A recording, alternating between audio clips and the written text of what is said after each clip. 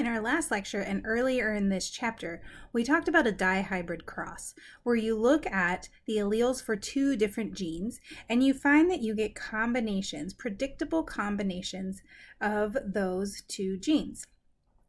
Now, they seem to fall in sort of a discrete category and discrete set of phenotypes, but because we're talking about non-Mendelian patterns and phenotypes, we need to talk about the interaction of genes other than essentially no interaction upon one, no effect upon one another.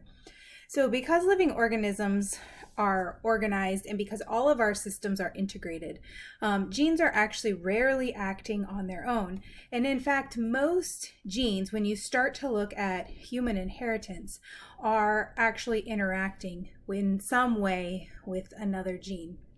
It's not all of them, but most of them are actually affecting more than just their own local environment. So when you start getting interaction of multiple genes, your phenotypes and your genotypes become more complex. And of course, we begin to see ratios that are different than what we would expect from traditional Mendelian genetics. So when we were doing our dihybrid crosses, we saw that if you cross two individuals who are heterozygous for two traits, you get this expected 9:3 to 3:1 ratio. Now, this example shows us very nicely the 9 green, 3 purple, 2 orange, and 1 gray. So let's talk about how we might get different than expected phenotypic ratios when multiple genes interact. One of the key ways in which genes interact is something called epistasis. Now, epistasis is the result of genes interacting with each other. And when they interact, they alter their phenotypic ratios from what we would expect for a regular dihybrid cross. So there are a couple of types of epistasis. We're going to go through two here. The first is where one gene enhances or represses a phenotype. So in this case, you would have two genes, and the presence of one of them is actually causing the lack of a specific phenotype. So in this case, we need two genes to get the blue phenotype. We need the A gene to go from orange to yellow, and then we need the B gene to go from orange to green. So if we are going to get that blue phenotype, we need to have two dominant alleles, one to get A and one to get B. If we are lacking either of those genes, then we don't get the B phenotype. And so what we end up with is actually a 9:7 phenotypic ratio. Now you can see the 9:3 to 3:1 hidden within this drawing here. But in fact, because we only have one of the two required functional genes in any of these situations, they all appear to be gray, or basically you get no protein. So if we look back at this example and we use our two functional A and B genes, we can see in the green, and I'm going to highlight it in red, in the green, these are our 9 genotypes that produce, on the other slide, the blue phenotype. All of these others only have an A or a B or neither. Let's see, pick a color. Let's go with black. And so if they don't have both the A and the B, you get no phenotype.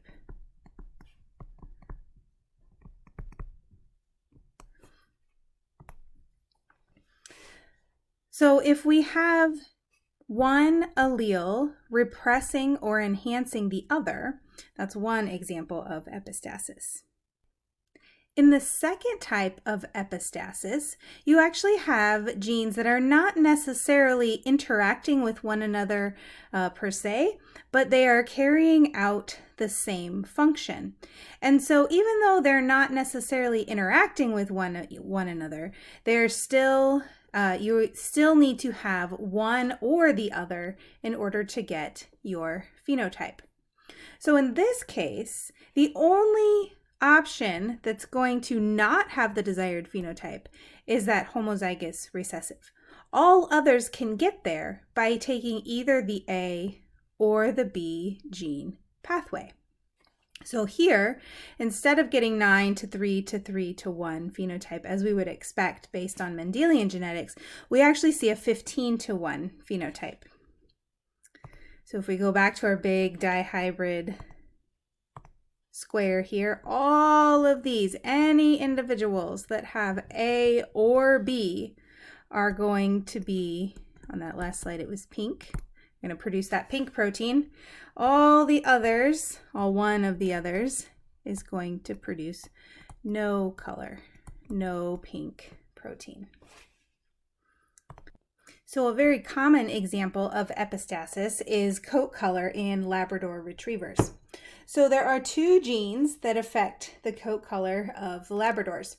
One gene, the B gene, determines whether or not the dog is going to be black or brown. The other gene, the E gene, regardless of whether they're supposed to be black or brown, produces a yellow phenotype, because that E gene is actually affecting whether or not that black or brown pigment is put into the hair. So it doesn't matter what color the dog is supposed to be. If it doesn't have the pigment placed in the hair, it's going to be yellow. So if we have the EE genotype, homozygous recessive for E, then there is no pigment deposited on the hair, and we end up with the yellow Labrador, regardless of whether or not they are their allele variants for their fur color. If they have at least one dominant E allele, the color, the pigment that is produced is going to be put into the hair shaft, and you're going to see that color. So as long as we have one copy of the E gene, the protein or pathway that lays down that pigment is going to occur, and we're going to see black or brown. Now, black in this case is dominant to the brown. So if we are homozygous dominant or heterozygous, the dog is going to be black. And if we're homozygous recessive, the dog is going to be brown. So here is a dihybrid showing how this works when you actually look at the cross. So this cute little yellow lab here is my dog, that's Scarlet. And this is her BFF, Stella. So they're about a year apart in age. Scarlet is obviously a yellow lab, and Stella is a black lab. So Stella is going to have at least one copy of that big B gene and at least one copy of the big E gene. So any of these situations here are going to produce a black dog like Stella. If we had a brown lab here, it would be little b, but it would still be able to place that pigment. And so as long as it has at least one big E, we're going to get the brown. Now, of course, we expect a 9:3 to 3:1, but we see something different here. In this case, we see 4 yellows, and that's because all of these possibilities, regardless of what the genotype is for the color, are going to be yellow because that color is not deposited on the hair shaft. We can also have interactions between genes and the environment. Now, this complicates things quite a bit because the environment can have a different effect on all individuals. And if an individual is in a slightly different environment, they're going to have different effects still. So environmental factors are basically anything outside of the organism. Temperature, light, rainfall, nutrition, stress, infection, all of those things can affect a phenotype of an individual. So there are several ways that we see this in the phenotype. There are conditional mutants. So these are individuals where you only see a particular phenotype in specific environmental conditions.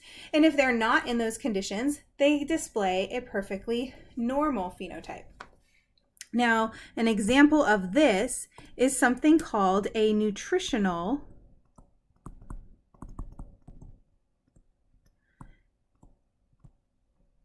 mutant. So a nutritional mutant is often something that is done to bacteria.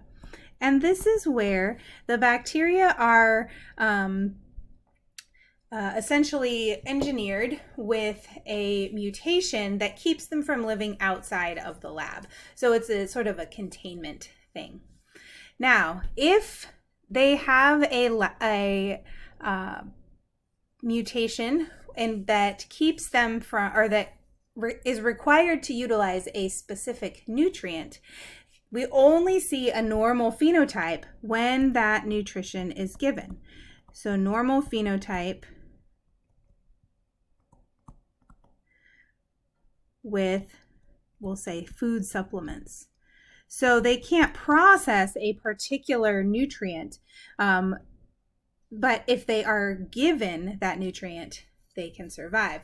So in this case, if they are outside of a lab, away from proper nutrition, they don't survive. So this is how it's conditional.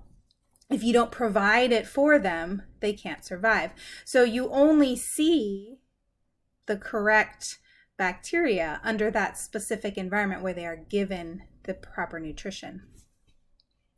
Then we have penetrance. So penetrance is when not all individuals display the mutant phenotype, even though they have the mutant genotype. Again, this is going to be due to some sort of environmental factor. And then we have expressivity. So expressivity is this idea that individuals with the same genotype can have different levels of phenotype. So let's show an example. This example here shows a nematode. A nematode is a small flatworm.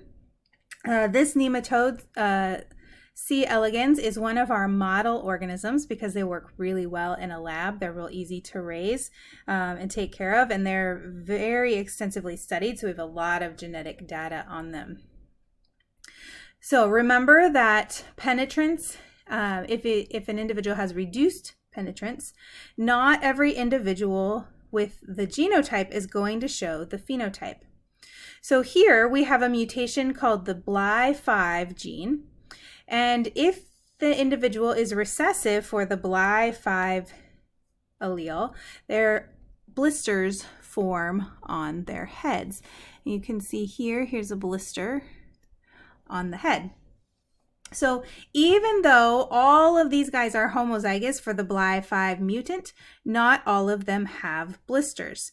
In fact, only 75% of the worm have blisters. And so we say that this has a penetrance of 75%. Now, if you look at these individuals, you might notice, we look at this guy compared to that guy, this guy has a larger blister. This one, it's possible, has an even bigger one. And there is your expressivity.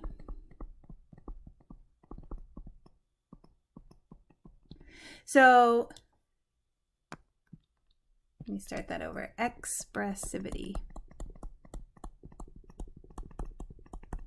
There we go, expressivity.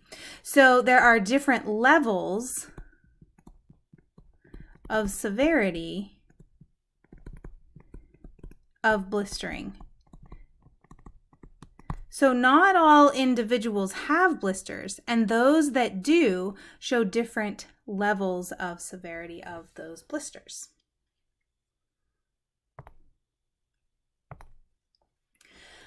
All right, so we are going to jump ahead to chapter 10.5. Again, this is the only section we're doing in 10.5 because although chapter 10 is a really interesting discussion on human haplotypes and human genetic mapping, it's not one that is traditionally included in a genetics course, so I chose to leave that out. But polygenic inheritance is often talked about when we are talking about the effects of multiple genes. So I decided to put it in here. So in chapter 10.5, we see complex traits. Complex traits are those traits that are affected by the environment.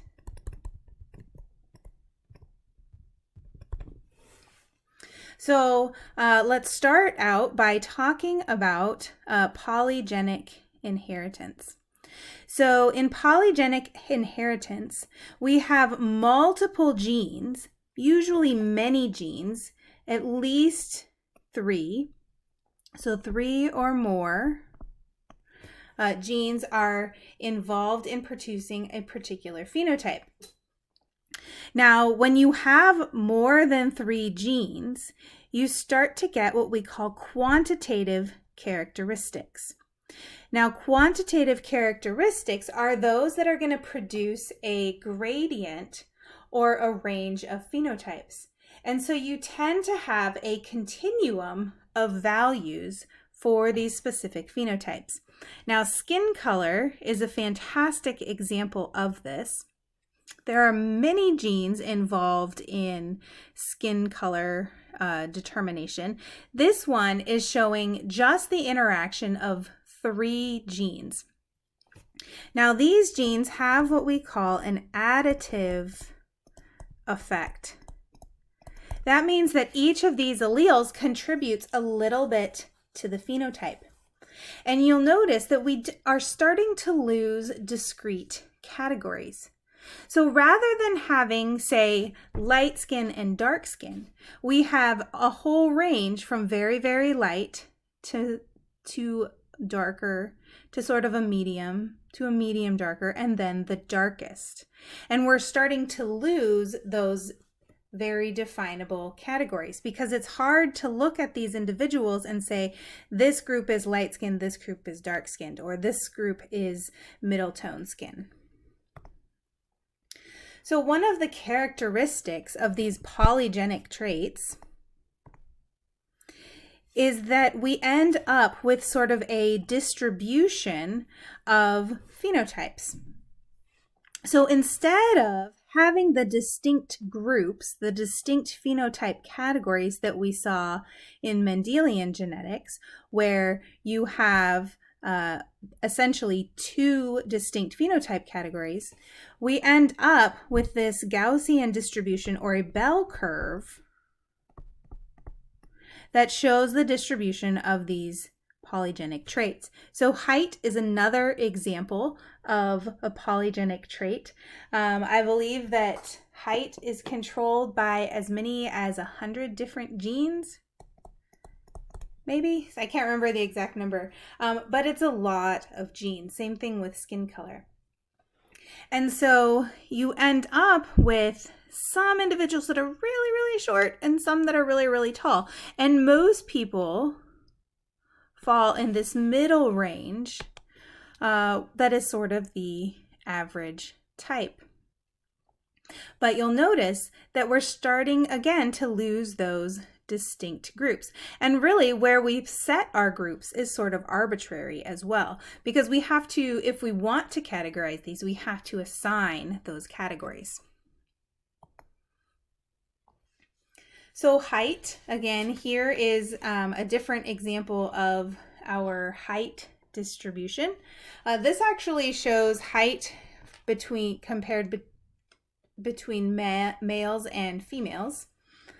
So in women, we have this bell-shaped curve and in the average is slightly shorter than the average of males. And males are a little bit taller, but we still have this distribution. And you'll notice that males and females overlap as well.